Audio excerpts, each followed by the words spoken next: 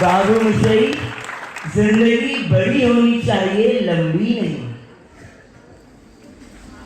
वर्तमान में जिनका शासन चल रहा है और जिनकी पाठ परंपरा हमें भी मिलने जा रही है, ऐसे अनंत अनंत उपकारी प्रभुवीर एवं मेरे अनंत अनंत उपकारी महासमुन मंडल शांतिनाथ दादा के चरणों में शत नमन वंदन।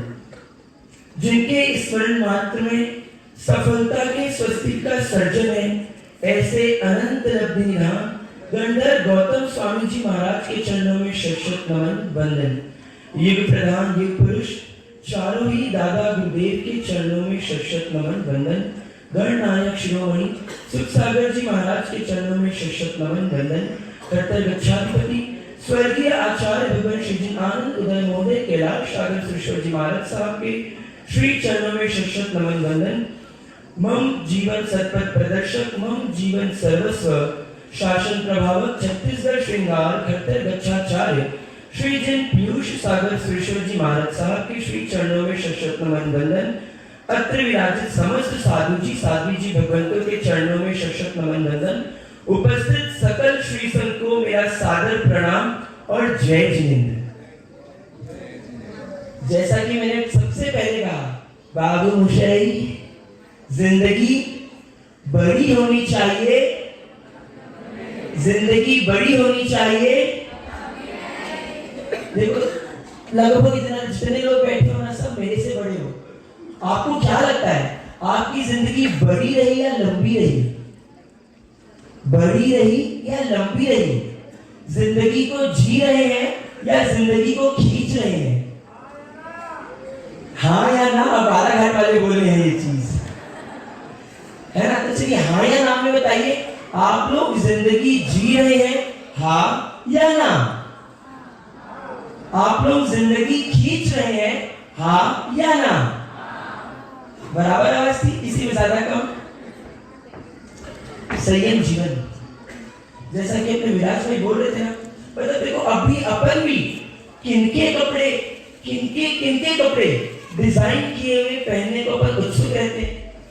बड़े बड़े फैशन डिजाइनर्स, सब्यसाची है ना, रोहित मल्होत्रा, मनीष मल्होत्रा सॉरी, और रोहित बाल, इनके कपड़े। लेकिन ऐसा क्या है प्रभु महावीर के वेश में, ऐसा क्या है प्रभु वीर के वेश में, जो मुमुक्षु आपका शादी का लहंगा आता है, कौन शादी के लहंगे को लेके नाचता है, जरा बताना। कभी कोई नाचा है? आपके शादी की शेरवानी आई, क्या आप अपने शादी की शेरवानी को लेके नाचे हो? लेकिन गुरु महाराज के द्वारा ओघा मिलते ही एक भी ऐसा मुमुक्षु बता दो जो नहीं नाचा हो, बता दो। आखिर क्या है मेरे प्रभु वीर के वेश में? क्या है? अनंत शक्ति, वो तो है ही, लेकिन प्रभु वीर के वेश में वो जादू है जो जिंदगी को सिर्फ लंबा नहीं, जिंदगी को बड़ा बनाता है, यानी जिंदगी को विकास के पथ पर आगे बढ़ाता है। इसलिए हर एक मुमुक्षु ओघा लेके नाचता है और नाचता ही है। और देखो बिना ओघा के मुमुक्षु कितना नाच रहे हैं। मतलब पाराशंकर को बैठाना पड़ रहा है, भाई बैठ जाओ। सबसे बड़ा उपकार मेरे जीवन में, मतलब ऐसे उपकार भी ना हो तो परिवार का तो ठीक है, मैं पहले अगर साधु जी भगवंतों को देखता हूँ तो परम पूज्य अमीवर्षा जी महाराज साहब का चातुर्मास, जहां से मैंने मंदिर जाना प्रारंभ किया, परम पूज्य स्नेह यशस्वी जी महाराज साहब का चातुर्मास, जहां पर मैंने पब्लिक स्पीकिंग या छोटे मोटे ड्रामा के थ्रू आगे बढ़ा कि मैं पब्लिक में कुछ बोल पाऊं, और वहां पर उनके उस चातुर्मास में मैंने मंदिर विधि सीखा। उसके बाद परम पूज्य सम्यक दर्शना जी महाराज साहब का चातुर्मास, जब मैंने राई देशी प्रतिक्रमण सीखा। उसके बाद परम पूज्य मंजुला श्री जी महाराज साहब का चातुर्मास, जब मैंने कल्प सूत्र की वाचना परम पूज्य गुरुवरिया श्री के मुखारविंद से पूरे 1 महीना तक गुरुवरिया श्री ने ही मुझे कल्प सूत्र की वाचना दिए। मनोज्ञ सागर जी महाराज साहब का चातुर्मास पूरे 4 महीने मैंने प्रतिक्रमण अगर किया तो सिर्फ वो 2013 का परम पूज्य मनोज सागर जी महाराज साहब का चातुर्मास, परम पूज्य माता जी महाराज साहब का 2018 का चातुर्मास, जब मेरे वैरागी भावों को पुष्टि मिली, और इस वर्ष का परम पूज्य ऋषभ सागर जी महाराज साहब का चातुर्मास, जब वास्तव में वैराग्य क्या है वो मुझे समझ में आया। इन सबके बाद भी सबसे बड़ा उपकार परम पूज्य विचक्षण शिशु हर्ष यशाश्वी जी महाराज साहब, जो कि मेरे को गुरु से मिलाने वाली मेरी गुरु माँ है। अगर हर्ष यशाश्वी जी महाराज साहब नहीं होते तो शायद आज मैं इस स्टेज में नहीं होता। परम पूज्य हर्ष यशाश्वी जी महाराज साहब और मोक्ष सत्याशी जी महाराज साहब, जैसे कि सुबह परम पूज्य महाराज साहब ने फरमाया, मैं महाकौशल शिविर के बाद वहां पहुंचा, राजीव और परम पूज्य आचार्य भगवान के दर्शन हुए, और संयम भाई ने बता ही दिया कि आचार्य भगवान के चेहरे में क्या जादू है। बस उसी जादू पे मैं भी फिदा हो गया था और यहाँ तक पहुंच गया। फिर लेकिन इतना सब कुछ महाकौशल मूर्ति पूजक संघ का भी अनंत उपकार, या 10 वर्षों से जो मुझे पर्वतीराज परिषद पर्व में सेवा देने का मौका मिला, लेकिन ये सब कैसे संभव हुआ, किसकी बदौलत संभव हुआ, किसकी बदौलत? माता पिता परिवार तो सब कुछ था, लेकिन इतने गुरु भगवंतों का चातुर्मास मिला, इतने गुरु भगवंतों का सानिध्य मिला, सिर्फ और सिर्फ एक ही कारण, ये महासमुंद जैन श्री संघ। ये संघ नहीं होता तो आज ये महफिल नहीं होती, क्योंकि ये महासमुंद श्री संघ महाकौशल शिविर का आयोजन नहीं कराता, गुरु भगवंतों के चातुर्मास नहीं कराता, और शेष काल में गुरु भगवंतों को विनती कर करके नहीं बुलाता। गर्मी की छुट्टियों में परम पूज्य स्नेह यशाश्वी जी महाराज साहब से शिविर नहीं लगवाता तो शायद मैं तो यहाँ नहीं होता। तो सबसे बड़ा उपकार मेरे जीवन में किसी का है तो वो है ये महासमुंद जैन श्री संघ।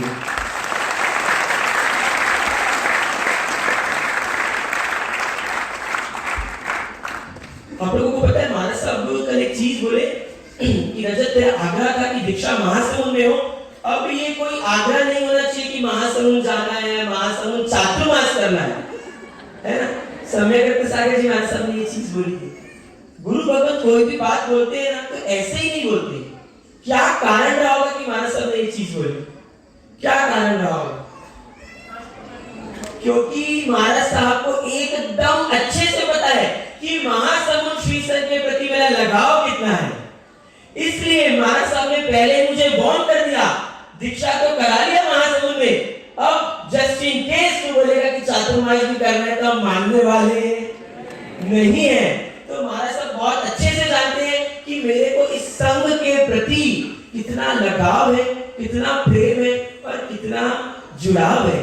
कोरोना की विपरीत परिस्थितियां, मैं महाराज साहब को एक लाइन में बोल गया था, मैं भले वल्लभ भवन में दीक्षा ले लूंगा लेकिन दीक्षा तो महासमुंद में ही लूंगा। केवल धाम बोल लो, राजनांदगांव बोल लो, जैनम मानस बोल लो, मेरे को पब्लिक से कोई मतलब नहीं है। पब्लिक आएगी नहीं आएगी, बड़ा महोत्सव होगा कि नहीं होगा, मैं 100-200 की पब्लिक में वल्लभ भवन में दीक्षा ले लूंगा, लेकिन मैं दीक्षा तो मेरे शांतिनाथ दादा के दरबार में ही लूंगा, इधर उधर दीक्षा लेने वाला नहीं।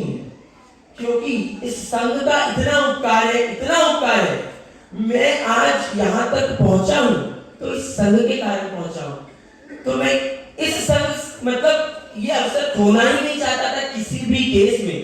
कोरोना की स्थिति इतनी बिगड़ गई थी, मैं बोला महाराज साहब कुछ भी हो, मैं अभी भी आपको लास्ट तक के मेरा एक ही जवाब रहेगा कि मैं वल्लभ भवन में दीक्षा ले लूंगा, लेकिन दीक्षा तो महासमुंद में ही होगी, दीक्षा और कहीं संभव ही नहीं है।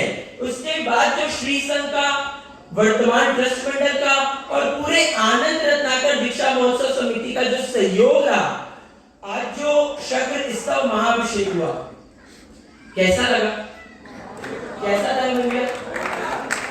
मतलब सबने बहुत बहुत आनंद लिया।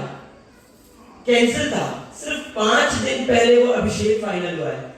मैं भारत अंकल को कॉल किया कि अंकल ऐसी ऐसी बात हो गई है, वो आने को तैयार है, अपने को रखना है कि नहीं? पारस अंकल का एक ही क्वेश्चन था, तेरा क्या मन है? मैं बोला पारस अंकल मेरा बहुत ज्यादा मन है, क्योंकि हमारी अंतिम पूजा रहेगी प्रभु परमात्मा की, और उस अंतिम पूजा को मैं बहुत अच्छे तरीके से करना चाहता हूँ। पारस अंकल कुछ भी नहीं सोचे, उनका बस एक ही जवाब था, तेरी इच्छा है तो कर ले।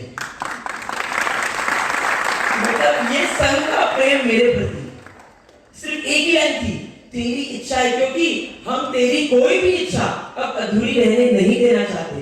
तेरी जो इच्छा है तू बता, हम सारी इच्छा पूरी करेंगे दीक्षा के अंतर्गत और दीक्षा के पहले। तो ये प्रेम इस रीजन से मिला। फिर जब मुहूर्त पोस्टपोन हुआ, सबसे बड़ी ट्रेजेडी मेरी लाइफ की, इसका किसका ब्रेकअप हुआ है यहाँ? इसका किसका ब्रेकअप हुआ है? बहुत लोगों ने ब्रेकअप वाला जो दुख होता है ना वो फील किया होगा। कितने दिन के डिप्रेशन में चले जाते हो? ब्रेकअप के बाद कितने दिन के डिप्रेशन में चले जाते हो? मतलब 10 दिन इतने गजब के डिप्रेशन में था मैं। भले बंदोला जीव रहा था, सुबह शाम बंदोला अटेंड कर रहा था, लेकिन था तो फुल डिप्रेशन में। भाई 23 जनवरी की दीक्षा 10 फरवरी तक पोस्टपोन हो गई है। तो तब मेरे को जिंदगी में आज तक कभी प्यार ही नहीं हुआ था किसी से, तो ब्रेकअप का कोई चांस ही नहीं था। लेकिन ब्रेकअप का दुख क्या होता है वो तब समझ में आया था, क्योंकि उस दिन मेरा ब्रेकअप हुआ था 23 जनवरी की डेट से। वो डेट जो नवयुग में पूज्य आचार्य भवन से सर्वप्रथम किसी की मुहूर्त घोषणा हुई थी, तो वो मेरे और संयम की थी। इतना रोए मैं और संयम राजनांदगांव में, और लिटरली बता रहा सेम वो ब्रेकअप वाली फीलिंग, 10 दिन का डिप्रेशन। तब ले देखे तो मतलब मैं क्या बोलते हैं आप, ओवरकम किया, बहुत टाइम लगा ओवरकम करने में। और वो देख रहे हो ना, इतना नाच रहा हूं, वो वही कारण है कैसे 10 फरवरी तक पहुंचे हैं, वो मेरा और संयम का जी जानता है। 23 जनवरी के बाद 10 फरवरी तक कैसे पहुंचे हैं वो मेरा और संयम का जी जानता है ना? योग इनके सबके साथ में लिखे हुए थे। एक इंटरव्यू चल रहा था, करेली की बात है, मेरा इंटरव्यू हुआ। इंटरव्यू वाले ने पापा से पूछा आपको कैसा लग रहा है? पापा बोले बहुत खुश हूं। फिर उसने पूछा आपका बिजनेस कौन संभालेगा, आपकी गद्दी कौन संभालेगा? पापा का तुरंत आंसर था पिता की गद्दी तो हर कोई संभालता है, लेकिन महावीर की गद्दी संभालने वाले बिरले ही होते हैं। तो पापा का उपकार जिन्होंने बहुत सहजता से आज्ञा दी। मम्मी को जब भी बोलता तो मम्मी एक ही चीज बोलती थी, और मम्मी का तो शुरू से ही था कि मेरे बच्चे दीक्षा ले। मम्मी एक ही चीज बोलती थी, एक माँ को छोड़ के जाएगा लेकिन तेरे को अनेकों माँ मिलने वाली है, इसलिए तू संयम लेगा तो मैं तेरे को कभी अंतराय नहीं दूंगी। दादी जी जिनको बचपन से हम देखते थे 3:30-4 बजे से उठ के दादी जी सामायिक करते थे, तो वो बचपन से जो धर्म के संस्कार मिले थे वो निश्चित तौर पे चोपड़ा परिवार से मिले ही मिले थे। और कभी भी परिवार के किसी भी सदस्य ने मेरे को धर्म में अंतराय नहीं दिए। कॉलेज के पेपर्स छोड़ के भी, दुकान का सीजन छोड़ के भी मैं पोजीशन में परवादिराज पोजीशन पर के आराधना करने कराने जाता था, तो कभी उनकी तरफ से नो नहीं था। तो उनका जो सपोर्ट बचपन से मिलता था पूरे परिवार का, तो उनका भी बहुत बहुत उपकार है मेरे ऊपर। मेरा मामा परिवार, झाबक परिवार, जिनके संस्कार मम्मी ने मेरे को दिए, मम्मी को जो संस्कार झाबक परिवार से मिले, मम्मी ने हमें कभी भी मुझे कभी भी जमीकर नहीं खिलाया। तो वो जो बचपन से संस्कार मम्मी ने दिए, कहीं ना कहीं धर्म को पुष्टि मिली और आज यहाँ तक पहुंच पाया। तो उस झाबक परिवार का भी मेरे जीवन में बहुत बहुत उपकार है। परम पूज्य आचार्य भगवान, उनके बारे में तो क्या कहूं, मतलब चेहरा देखते ही कितनी टेंशन हो, कितना भी कोई समस्या हो, कितनी भी कोई प्रॉब्लम हो, उनकी एक स्माइल देख लो और सब कुछ छू, मेंटोस दिमाग की बत्ती जला दे। तो बस आचार्य भगवान वैसे ही है कि कोई समस्या हो उनको देख लो और आपके दिमाग की बत्ती जल जाएगी। तो आचार्य भगवान का इतना उपकार और आचार्य भगवान का जो वात्सल्य आज तक जो मुझे मिला है, उसके प्रति भी आचार्य भगवान को कितनी भी कृतज्ञता ज्ञापित करूं, वो कम ही है, कम ही है, कम ही है। लोगों का सवाल रहता है, वकालत के बाद दीक्षा क्यों ले रहे हो? एलएलबी करने के बाद दीक्षा क्यों ले रहे हो? सिंपल सा आंसर है, जो कॉन्स्टिट्यूशन ऑफ इंडिया है ना, वो हमें सिर्फ राइट टू फ्रीडम बताता है, लेकिन right to free from our karmas तो सिर्फ और सिर्फ ये जिन शासन बताता है।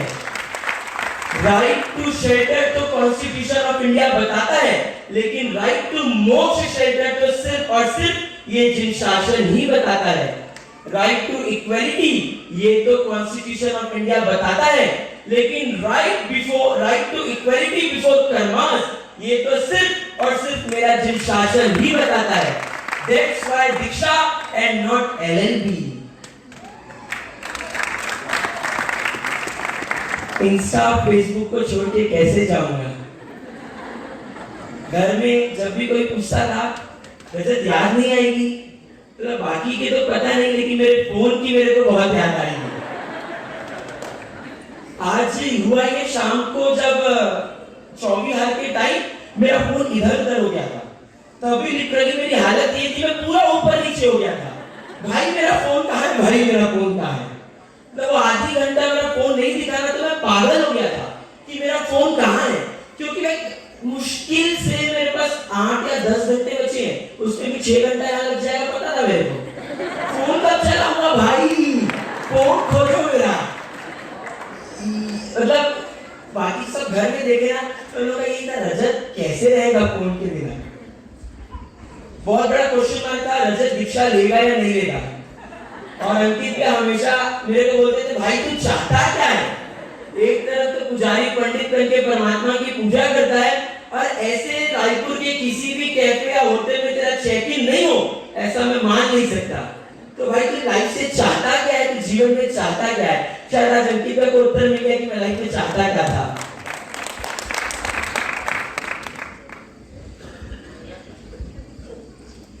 एक चीज बस, टाइम बहुत कम है, पीछे स्टेज भी काम करना है, सुबह जल्दी दीक्षा का मुहूर्त है। एक डायलॉग रणवीर कपूर